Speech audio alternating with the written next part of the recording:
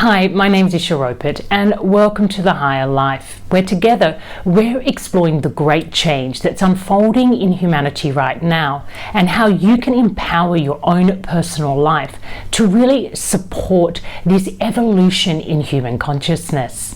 And today I want to talk about a really key teaching that can help you understand in a very practical way what this transformation is about. Now, if you've been following me for a while, one of the key teachings that I offer here at the Higher Life Academy is this idea that we actually have a self, or an architecture of self, that is psychological in nature. That is, of course, we're born into a physical body and we can feel and sense and experience life through this body.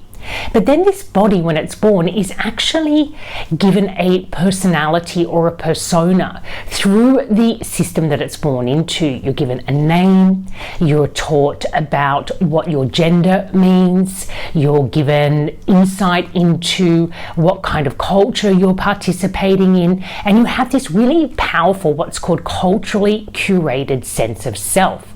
And most people live through this self for all of their lives, never really questioning whether it's truly authentic.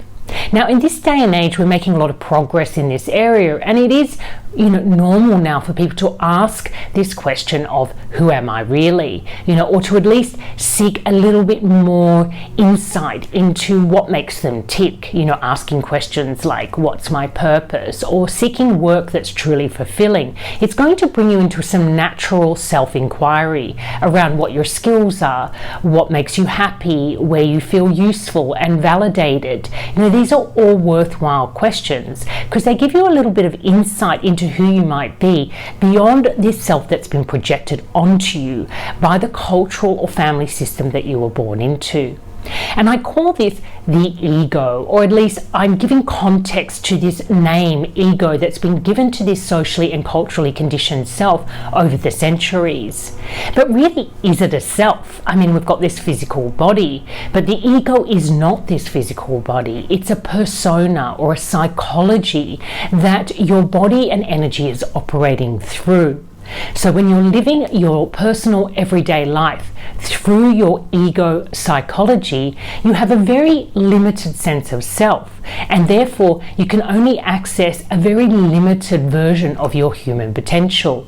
And that will of course be reflected in the life that you're actually manifesting day to day. Now, what do I mean by manifesting? Because of course lots of things happen to us in our day-to-day life. We don't really have as much control over the conditions as some of us are led to believe.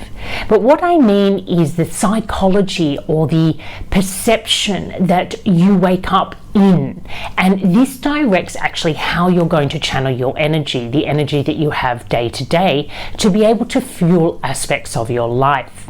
So for example, if you're very strongly identified with your religion or your cultural identity or your gender identity, you may spend a great deal of time channeling or your energy into activities that support that sense of self. And when that self gets challenged by outside forces or other human beings who don't align with this version of you, we start to see conflict and tension and fear and distrust become cultivated. So we're manifesting an experience of being human through that psychology. Now, we also have a soul psychology. Now, the soul is not very well understood, so I might actually leave that till last. Let's go over to this spiritual psychology or higher self psychology. Now, not a lot of people actually really explore this aspect of their nature, but of course we've had religions for centuries that have been helping us to understand this concept of a higher power, that there is this larger force at play, and it has a much wider perspective on what humanity is capable of and what the whole universe really is made of and how it operates, that the small ego human mind doesn't really have access to. That perception is very impersonal. It's about the big grand scheme of life itself, and I love that word God, right? The great order of the great divine order, this divine order that's really great and expansive. But in our small little lives, it can feel really far away. And we often don't feel that impersonal self is really taking care of the ego self. It kind of feels detached. So what we have is this beautiful meeting point. The ego with its ego psychology is very limited, it's very distrusting, it feels very insecure because it's not real. It's been projected onto your body from the moment you were born. So somehow you sense that it's very fragile. The higher self is completely impersonal. It wants your ego to lift up and align with this much larger unfolding that's happening out in humanity. But the small ego self just feels like that's too far away. So what we have is this soul self that operates in the middle of the ego and the higher self.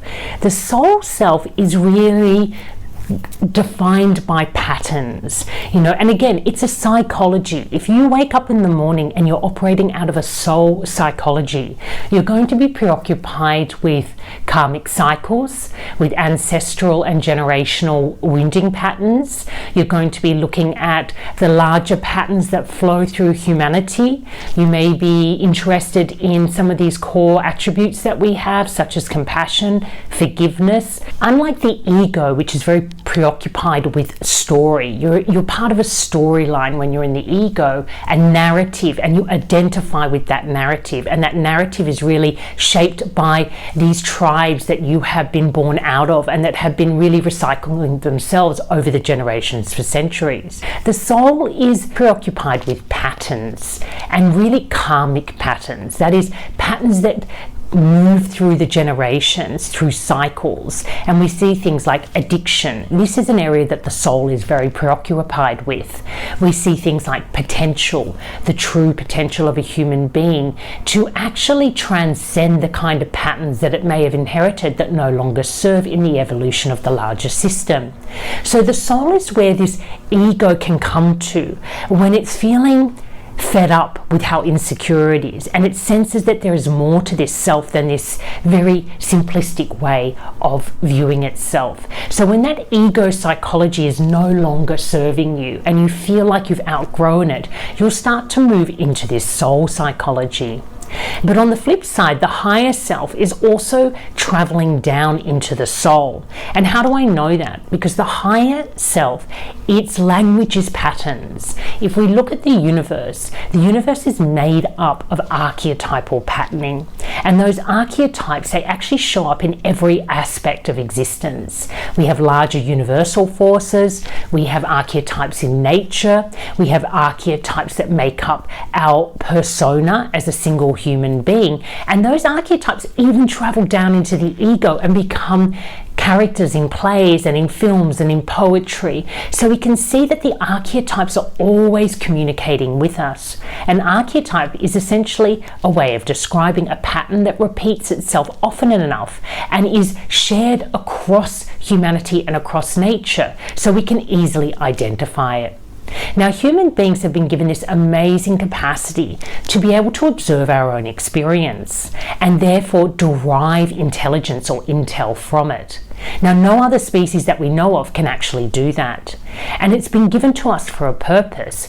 It allows us to start to understand the patterns that actually make up our own human potential. And we're really in the thick of that right now. That's part of the work that I'm doing. I've been observing my own life for several decades now and really observing what are these patterns, what's the ancestral karmic wounding of the family system that I was born into, and how are those patterns flowing through into my life. The psychology of that wounding, it actually then starts to co-create a reality in which that wounding becomes very real in my life. So the soul, that's where we start to step up and go, well, those patterns are no longer serving me and I want to heal them for myself and to really close that karmic cycle so that then I can transform it into a dharmic path. Really liberate my ancestors from that wounding pattern that we've been holding in, that, like almost like the aeroplane that just keeps going round and can't land in the airport. I want to be the plane that lands. And that's the work of the soul. So the ego, it can only really ever transcend its own story, and the soul, it can transcend its patterns. And then we move really into this spiritual space, right, where our ego has now landed in the soul. The higher self has come and informed the soul about its patterns, and we see this integration, and the soul is then where this whole integrated embodied human, the empowered enlightened human, is reborn. So it's a beautiful way to really think about the mechanics of personal transformation and enlightenment. You know, we were born into an ego persona.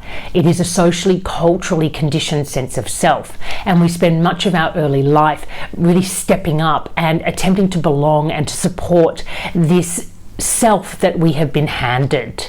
But at some point that no longer serves us, and naturally as a teenager we might want to rebel against that. That's a natural process of individuation. But often that individuation only really happens at a level of ego psychology. That is, the teenager only separates from its family system but remains really egoic in its own way. It hasn't been able to lift out of that psychology or transform the psychology and start to understand who they are in a larger context and also become more authentic. They really need to start moving to that soul and ask themselves, who am I archetypally? And we call that a soul individuation or a psychological individuation, where you're actually individuating out of that initial ego psychology and becoming more empowered through these insights that the soul brings. So that's a different psychology again. And spiritual psychology is this impersonal, psychology that's actually channeling down into the soul and showing us what our patterns are. But it can only do that if it holds the insight on what these larger patterns are that actually run through the whole of the universe and the whole of humanity. So it's extremely impersonal. The ego is over-identified and over-personal, and the soul is where this impersonal and over-personal can meet and become integrated, balanced, and live as equilibrium. I find this a really helpful way to get more grounded in this process of personal transformation. It's not some magical thing that happens when you pray or affirm hard enough. It's actually real inner work of identifying yourself as an ego, understanding the work of the soul and the purpose of spirit or this higher intelligence. But really at the end of the day, this is all about psychology. It's about how you wake up in the morning and the perception that you're living through. And that will affect how you focus your energy, how you engage and learn to love or not love yourself, how much potential you really have available to you to align with this collective unfolding and to serve in this higher agenda for humanity to step up and become empowered and enlightened. It's fascinating, but it really means that change is possible. We need to focus on upskilling and educating our psychology about the role of the soul and the higher self, and also that the ego self is not a demon. It's simply a more limited version of self, and it's where we started out. It wants to meet the soul and become integrated, just as the higher self wants to flow down and really inform the human experience. And the soul is where both get to achieve those goals. So the key learning here is, if you really want to live an empowered and enlightened life and you want to help humanity step up and restore sanity to this world, then working at the level of soul is going to help us achieve that goal as a collective, as a species. So if this is exciting, head over to Higher Life Academy. There's a 3-step masterclass that you can take, leads you through personal transformation, and will really have you engage with, cultivate, and live from this soul psychology. So until next time, take care and love life.